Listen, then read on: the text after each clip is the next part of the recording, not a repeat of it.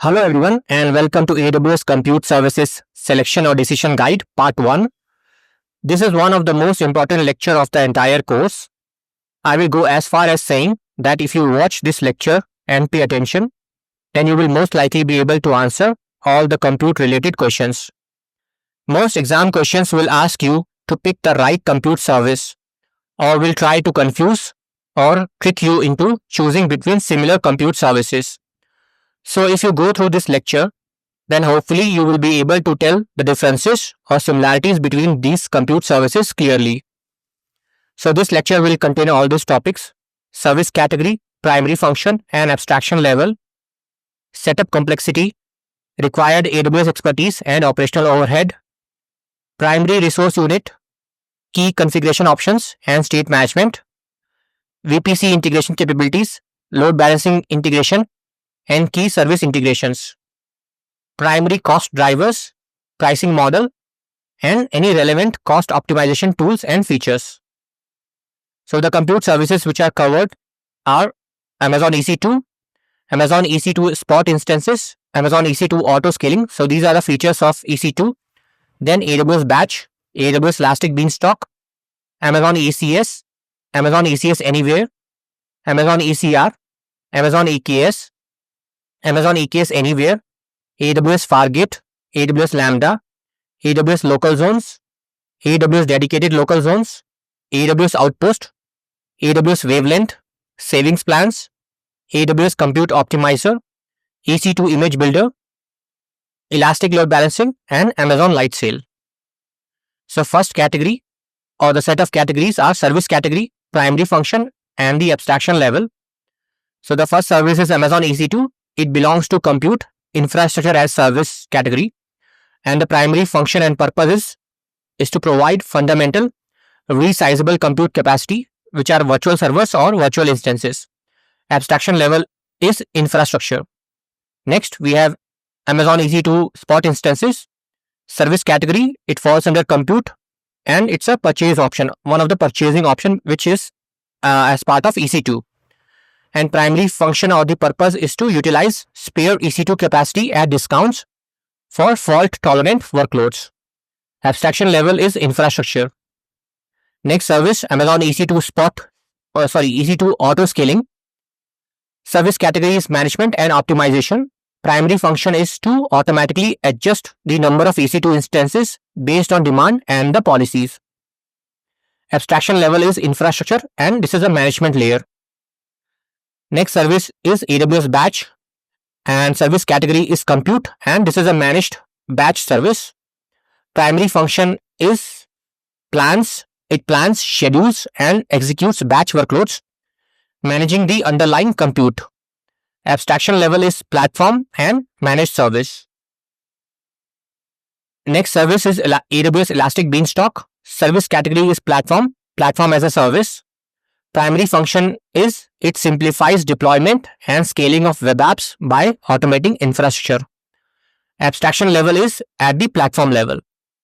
Next, Amazon Elastic Container Service. Service category is compute as a service.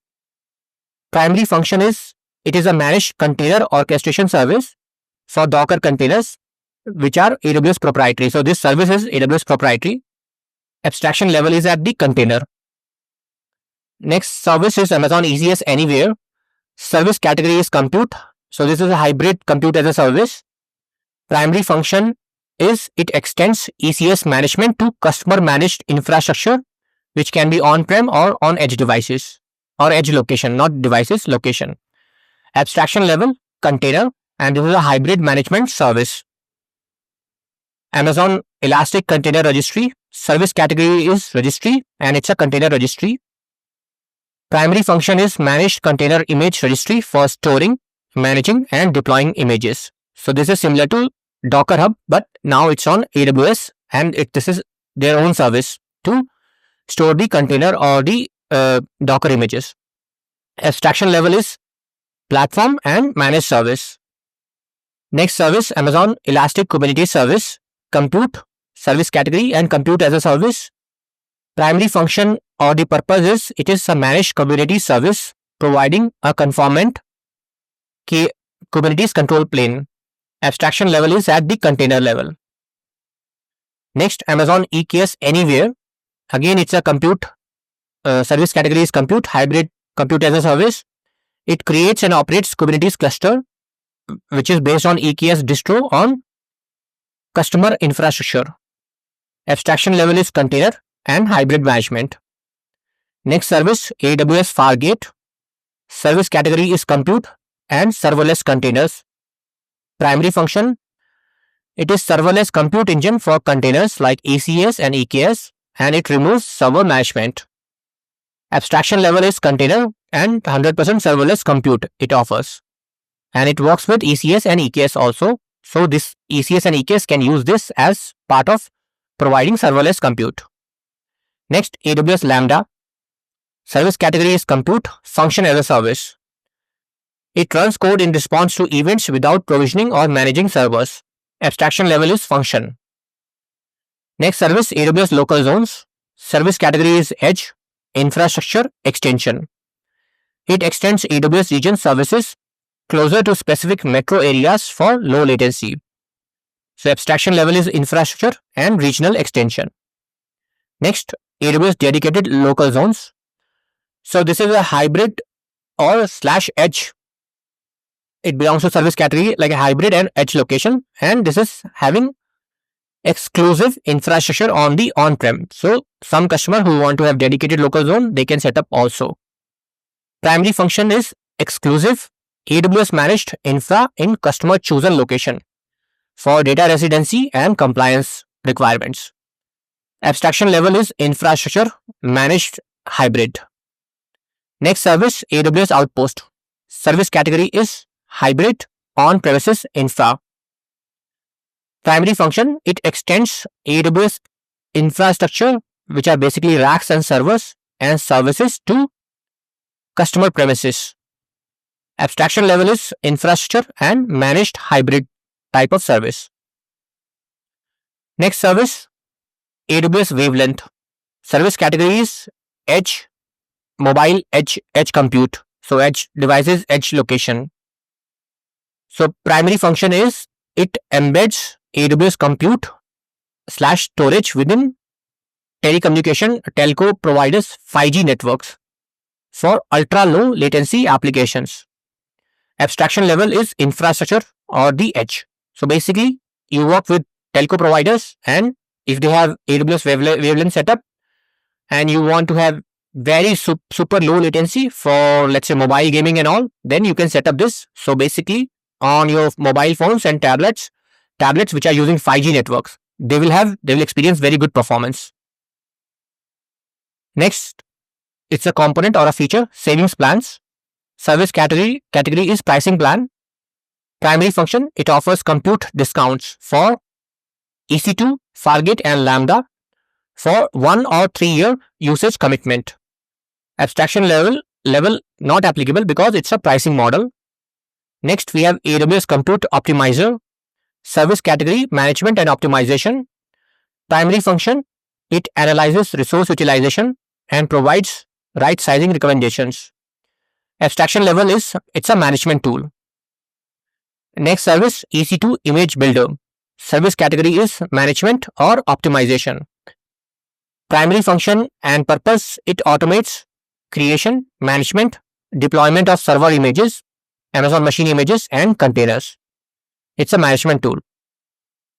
Next service is Elastic Load Balancing. Service category, load balancing. Primary function, it distributes incoming traffic across multiple targets for high availability and scalability. Abstraction level is platform and a managed service. And last, we have Amazon Light Sail. Service category is compute, basically simplified cloud. So primary function is easy to use virtual private servers, containers, databases, etc. bundled with predictable pricing. And abstraction level is platform, simplified infrastructure as service or platform as a service. So this is basically for very small or medium scale enterprises who need very few computers and all, not like EC2. So this will come as a bundle, and you will pay you will know in advance like how much you will pay. and they will give you on a monthly basis, and you will set up something like it will come with some images and all, like WordPress and all. So this is a very simplified setup. So those were the first 3 parameters. Next, we will move on to compare all the 21 services across setup complexity, how much required AWS expertise is required, and operational overhead. So first one, Amazon EC2. So complexity setup is, it's a medium. You have a wizard and there are many options. To basically install or set up a EC2 or launch an EC2, how much complexity is involved. And AWS expertise is medium to high because you need to know about operating system, networking, and security. Operational overhead is customer. So customer will take care of operating system, applications, patching, and AWS will take care of all the underlying hardware and the hypervisor. Next, Amazon EC2 spot instances. So complexity setup is medium. It is similar to EC2 launch. Required expertise high because it needs setting up all the spot instances, and you need to be aware about or knowledgeable about fault tolerance, interruption handling. Operational overhead from the customer, you have OS, you have to take care of OS, apps, and interruptions, and interruption management. And from AWS, only they take care of hardware. Next, Amazon EC2 auto scaling. So setup complexity, it's a medium setup complexity, and you need to be, you can use console, CLI, or infrastructure as code for groups and policies. So you have to take care of all these things. And this is the medium complexity. AWS expertise required is medium. So you need to be aware about scaling concepts, policies, and elastic load balancing integration, because this and this go hand in hand. You set up this so that auto scaling you can, which is the underlying beacon. So you need both of it. Operational overhead. So from AWS side, we have scaling actions. From customer side, it's instance configuration and scaling logic. Next, AWS batch. So setup complexity setup is low to medium setup, and it's a managed service. AWS expertise required is medium because you need to be aware about batch concepts and job definitions. Operational overhead from AWS scheduling, resource provisioning, resource scheduling. And from the customer side, they have to define the jobs and application code. Next, Elastic Beanstalk. Complexity setup is low. Basically, you upload your code and there is a wizard which will guide you through. Then AWS expertise required is low to medium. You need to be knowing platform as a service concepts and platform specifics detail. Operational overhead from AWS, they have to take care of platform, infra, scaling, patching. And customer, they need to take care of application code and environmental config. Next, Amazon Elastic Container Service. So this is a medium complexity task, and you need to be aware of cluster, task definition, and service config. AWS expertise required is from medium to high because you need to be knowing about container orchestration and how to set up Docker or write Docker images or Docker build. Operational overhead is shared. AWS takes care of the control plane and customer takes care of EC2 nodes. But they can, because there are two options, you can go with Fargate, which is serverless, or EC2 based nodes based compute. And you have to be, you should know how to write tasks and all. Next, Amazon ECS Anywhere. So complexity setup is high, and because it in there you need on-prem agent installation and network config. So these are high complexity tasks, and AWS expertise required is high. You should know how ECS work, how networking work, and how your on-prem infra work. So you have to basically integrate on-prem infra with ECS. Operational overhead, so shared from AWS side, they will take care of control plane, and customer, they have to take care of on-prem infra, agents, and tasks. Next, Amazon Elastic Container Registry. So it's a very low setup complexity setup because it's a managed registry. Just basically you push your Docker images to this. Required AWS expertise, so very low. You just need to know Docker OCI concepts. Operational overhead, so from AWS side, it's only registry infrastructure which they have to maintain. So customer has to do nothing. Amazon Elastic Kubernetes Services. So complexity setup is high. You need to know about Kubernetes complexity and networking. AWS expertise required is also high. You need to know about the Kubernetes admin tasks and AWS integration. Operational overhead shared from AWS side. They will take care of control plane.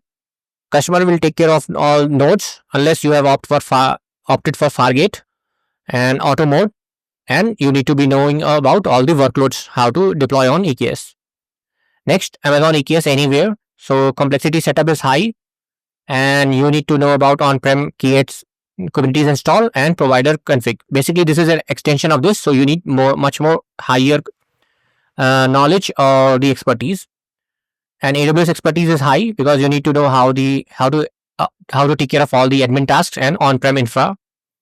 Operational overhead from customer side, they have to manage cluster lifecycle, infrastructure, and all the Kubernetes workloads. Next, AWS Fargate. So complexity setup is low. You basically define your task, pod, CPU, and memory. Required AWS expertise, medium. You just need to know container concepts and ECS and EKS.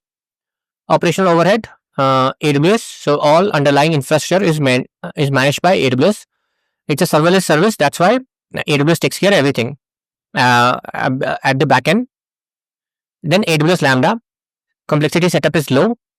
You basically upload your code. You configure the trigger. And AWS expertise is low to medium.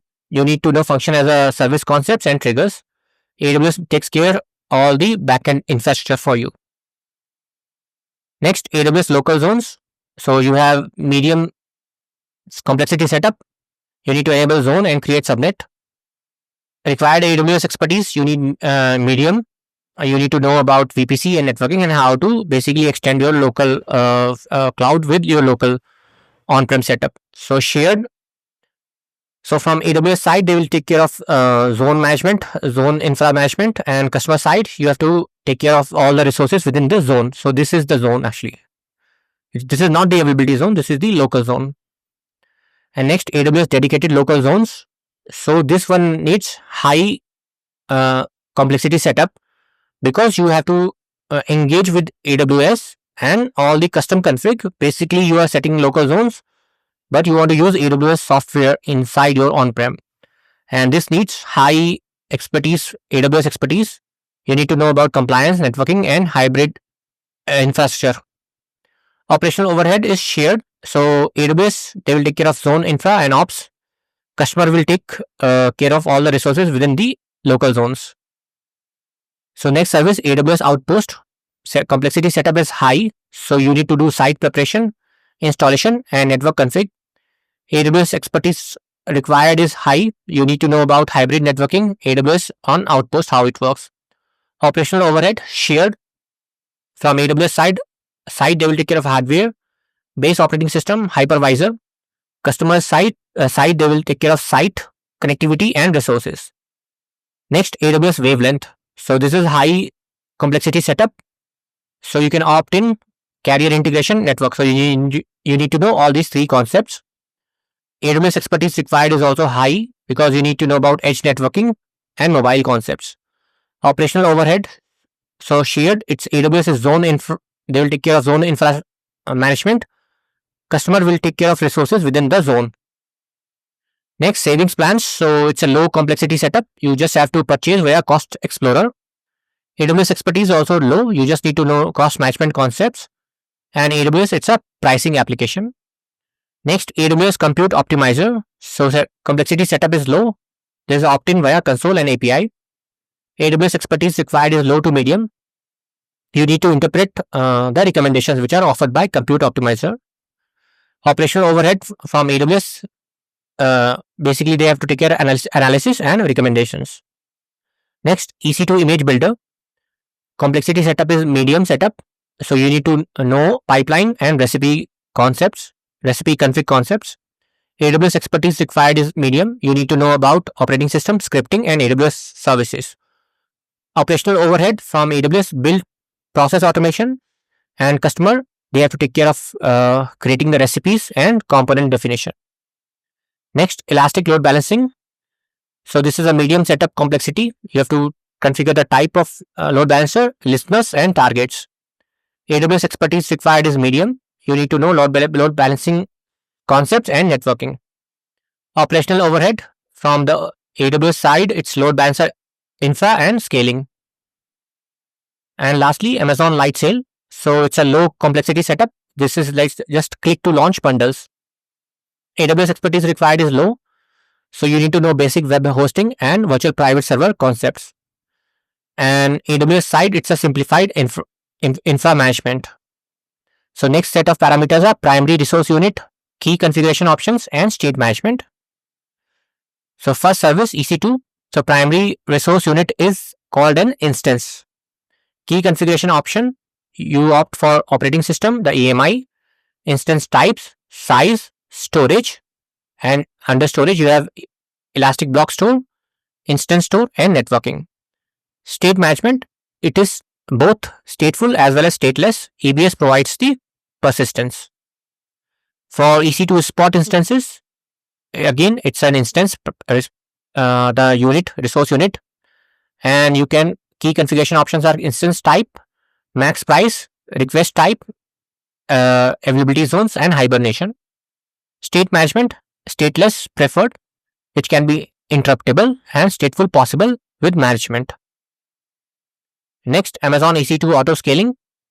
So primary resource unit is a auto scaling group. Key configuration options are launch templates and launch configs. So you will choose AMI or the type, instance type, minimum, maximum, and desired size, policies, and which availability zones. State management supports both, better for stateless, and this needs hooks and protection. Next, AWS batch. Primary resource unit is a job. Key configuration options are job definition, which includes image, CPU, memory, role, compute environment, which includes EC2, Fargate, VPC, and a queue.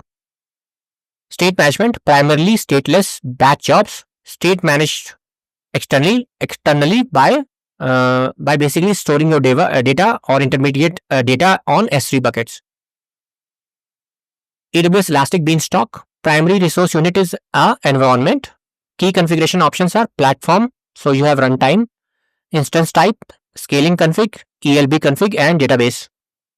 State management, it supports both.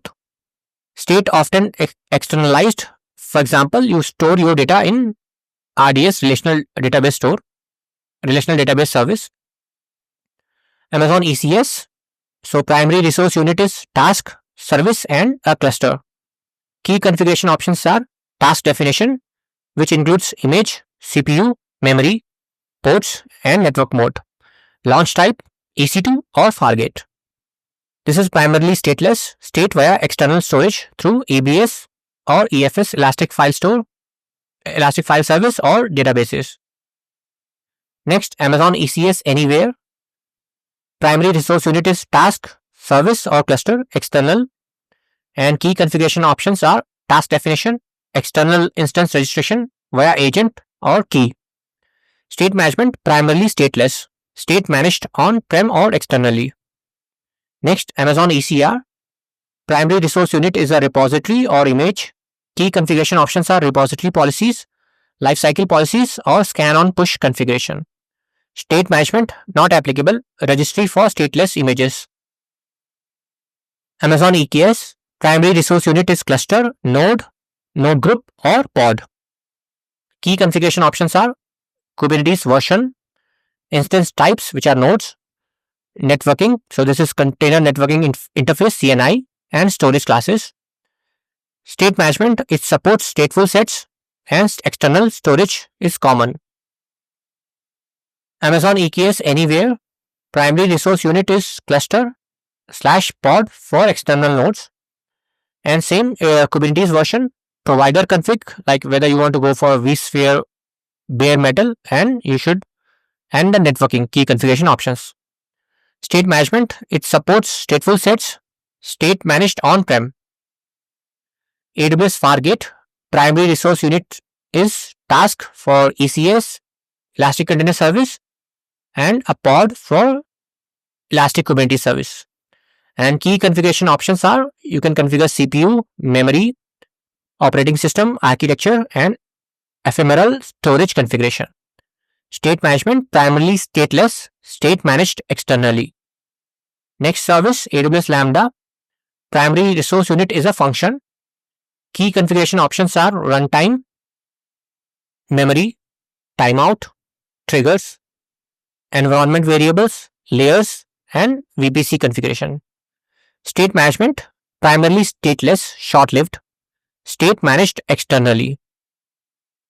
Next service, AWS local zones. Primary resource unit is a subnet and resources within a zone. Key configuration options, instance types, ABS volumes, and this availability varies by the zone. State management, it supports both like standard availability zone. Next, AWS dedicated local zones. Primary resource unit is a zone, resources within zone. Key configuration options are customizable infrastructure, and you can have instance types, storage, etc. State management supports both like standard AZ. AWS Outpost, primary resource unit are Outpost rack, server, and resources. Key configuration options are EC2 instances, ABS volumes, S3 on Outpost, RDS, and this availability varies. State management supports both local state management. AWS wavelength.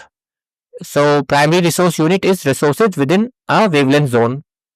Key configuration options, EC2 instances, ABS volumes, and this availability varies by the wavelength zone.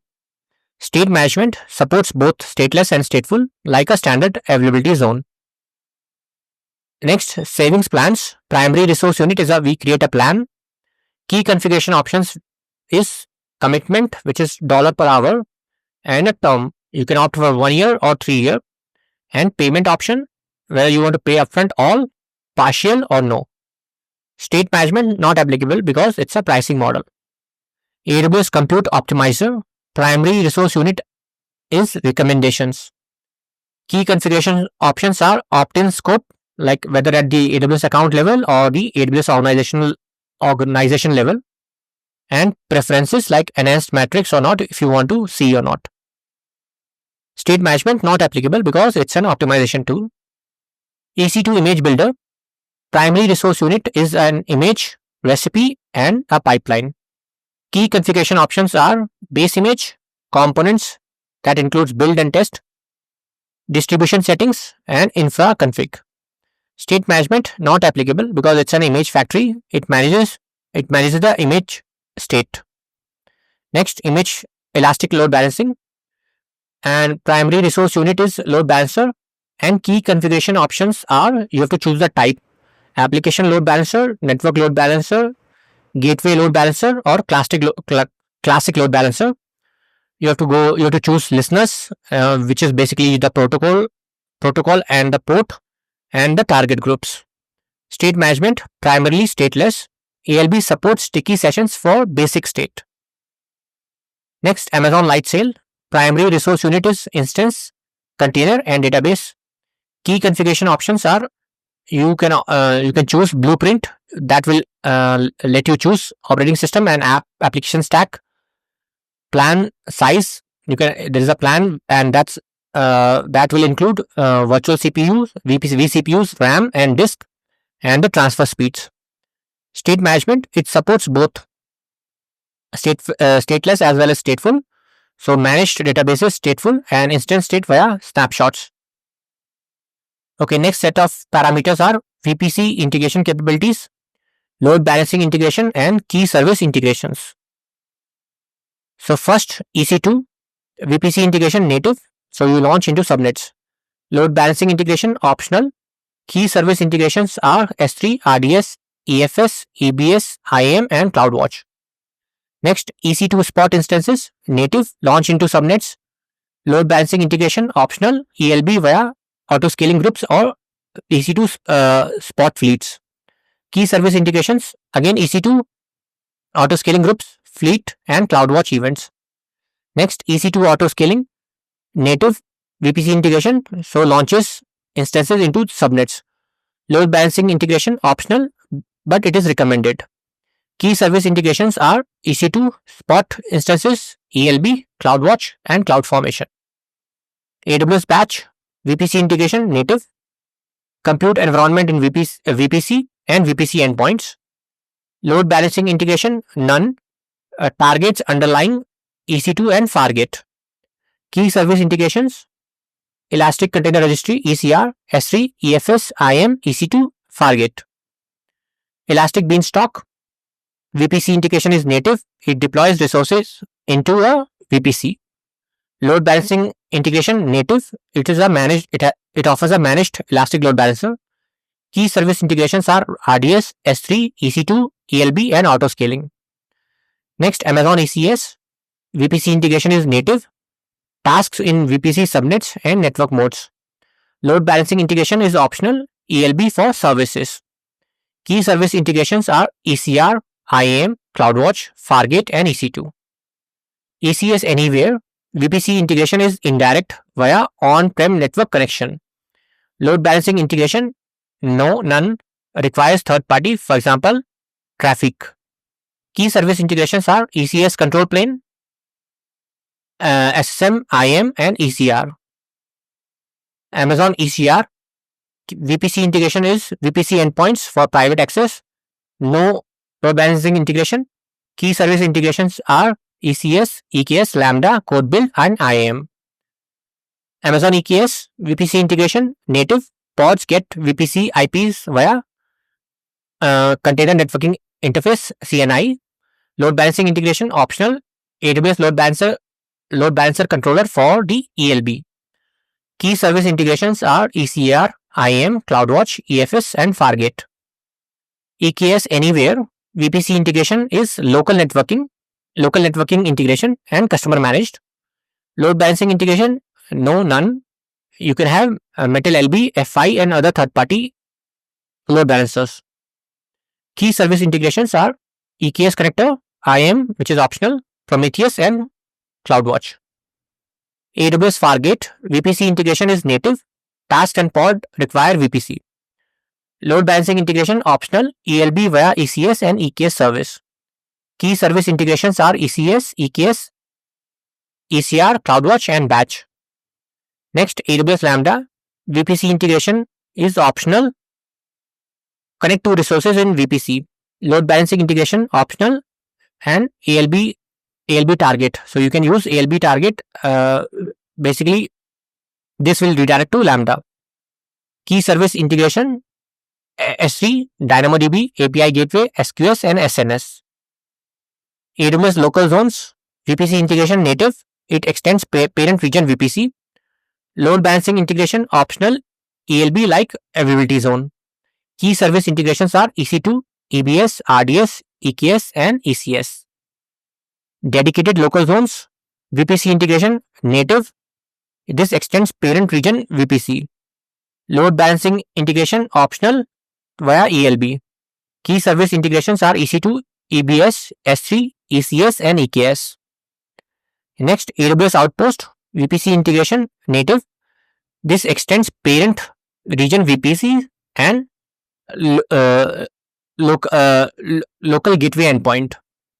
Load balancing integration optional. Application load balancer on racks, the AWS racks, because you are extending. This is a physical extension of your AWS to your on-prem. So this is available on your own customer racks. Key service integrations are EC2, EBS, S3, RDS, EKS, and ECS. AWS Wavelength. VPC integration is native. This also extends parent region VPC and carrier gateway. Load balancing integration optional. ALB in select zones. Key service integrations EC2, EBS, EKS, and regional services. Next, savings plans. VPC integration is not applicable. Applies to services within VPC. Load balancing integration not applicable. Applies to services behind ELB. Key service integrations are EC2, Fargate, and Lambda. Compute optimizer. VPC integration not applicable. This analyzes resources within a VPC. Load balancing integration not applicable. This analyzes resources behind ELB. Key service integrations EC2, autoscaling group, EBS, Lambda, Fargate, RDS. EC2 image builder. VPC integration required. VPC for the built infrastructure. None. Load balancing integration. And key service integrations EC2, S3, SNS, IAM, ECR, and inspector. Elastic load balancing, VPC integration is native, deployed into VPC subnets. Load balancing integration not applicable because it's a load balancer. Key service integrations, EC2, ECS, EKS, Lambda, auto scaling, and Route 53. Next, Amazon Lightsail, VPC integration. This is optional. VPC pairing to default VPC because it's a simplified service, so they don't want to complicate. But you can have VPC integration if you want. Load balancing integration, native. Lightsail, it has Lightsail load balancer. Key service integrations, Lightsail DB, Lightsail containers, CDN, Route 53. So last set of parameters are primary cost drivers, pricing model, and any relevant cost optimization tools and features. So first EC2, primary cost drivers, like what will cost you money and what will, so if you focus on this, that will cost you money and you will optimize these to save money. And what is the pricing model? So cost drivers are instance type, operating system, runtime duration, which is based on per second or on a per second basis or on hourly basis, and data transfer cost and EBS storage cost. Pricing model, on demand, reserved instances, savings plans. You can go for spot instances, or if you are a new customer, you can have free tier, or if you are a developer or something, you can opt for free tier. Cost optimization tools. So you have compute optimizer, which is available. You can configure auto scaling. You can have trusted advisor, and you can go for right sizing. Basically, you will evaluate how much hardware you need to run your workloads. Next, EC2 spot instances. Primary cost drivers are spot market price, instance type, region, and the availability of which operating system you are going for, and the duration. For example, if you go for Windows based or Mac based operating system, of course it will cost you money. So same goes for the previous option, EC2 also. Pricing model. So spot pricing up to 90% off on the on-demand price. Cost optimization tools. You can go for spot fleet, diversification, price/capacity optimized strategy, fault tolerant design, and spot advisor. Next, Amazon EC2 auto scaling. Primary cost drivers are underlying EC2 instances and the CloudWatch alarms. Pricing model, no direct cost, free tier applies to underlying resources. Cost optimization tools are you can use for spot, savings plans, reserved instances for instances, optimize scaling policies and triggers. Next, AWS batch. Primary cost drivers are underlying EC2, Fargate, Lambda resources, and the data transfer cost. Pricing model, no direct cost, pricing of underlying compute applies. For example, spot, savings plans, and RI. Cost optimization tools are use spot fleets, reserved instances in compute environment, optimize job definition and the request. Next, Elastic Beanstalk. Primary cost drivers are underlying EC2, ELB, S3, RDS. All those resources all together will be the final cost. Pricing model, there is no direct cost and you will be priced or charged on the underlying resources that you have consumed as part of this service. Cost optimization tools, optimize underlying resource types, which are all these. Use spot instances, savings plans, or reserved instances for EC2.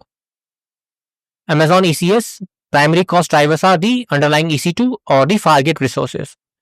Pricing model, no direct cost unless Fargate. So Fargate will have some cost, hourly cost, but EC2 and all. So this will be charged like which node you are using, but Fargate has some fixed cost, which is on an hourly basis or a minute basis, and that will be charged for you.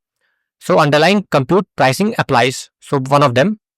Cost optimization tools you can use for spot instances, reserved instances, savings plans, Fargate spot instances, savings plans, and optimize task sizing. Amazon ECS anywhere. So primary cost drivers are per managed external instance per hour, and this is how it will cost. So per hourly fees is something like this, $0.01 per hour. Pricing model per instance hour. Cost optimization tools, optimize number of managed instances and efficient task packaging. So next, Amazon ECR, primary cost drivers are the storage, how much data you are storing on a per GB on a per month basis, and the data transfer out cost only, not incoming, but how much data goes out. Pricing model is pay as you go, and free tier available for that is only applicable if you have just opened your AWS account or something. But for the most customer, they will go pay as you go. Cost optimization tools are lifecycle policies. So image cleanup, use pull through cache, all those strategies. Amazon EKS. So primary cost drivers are per cluster per hour. There is a standard cost of like 10 cents and 60 cents for the external support, and the underlying EC2 and Fargate cost will be charged to you. Pricing model per cluster on a per hourly basis, and the underlying compute pricing. Cost optimization tools use spot instances, savings plans, reserved instances, Fargate spot. So you have spot instances and savings plans as part of Fargate. And cost optimization, you can optimize the node or the pod sizing. Next, Amazon EKS Anywhere. Primary cost drivers are per cluster charges per year. So they'll charge 24,000 for 1 year term or 18,000 for a 3 year term. So 18,000 into 3. Pricing model, this is a per cluster license. So it's a term based. Cost optimization tools, you can choose appropriate term length. So 3 year is cheaper annually. So it's just it's a $6,000 less, but it is 18K into 3. AWS Fargate. So primary cost drivers are vCPU, virtual CPU per second basis, and memory, which is also per second basis, operating system and architecture, and ephemeral storage. Pricing model. So you have on demand, Fargate spot instances, and compute savings plans. Cost optimization tools are use compute optimizer recommendations, right size the task, and use Graviton instances. Next, AWS Lambda. Primary cost drivers are the request, number of requests, duration, so how much memory you are used per second, and any ephemeral storage. Pricing model, pay per request plus pay per duration. So free tier only for new accounts and all. Cost optimization tools, right sizing memory, optimize code duration, use Graviton processors and batch processing. AWS local zones. Primary cost drivers are instance type, EBS, data transfer speed, data transfer storage, like data transfer out, typically higher prices. So sorry, this is data transfer both in and out actually. Pricing model, on demand, savings plans, spot instances at local zone rates. So these rates are different than what is charged at the AWS level or the AWS cloud zone level.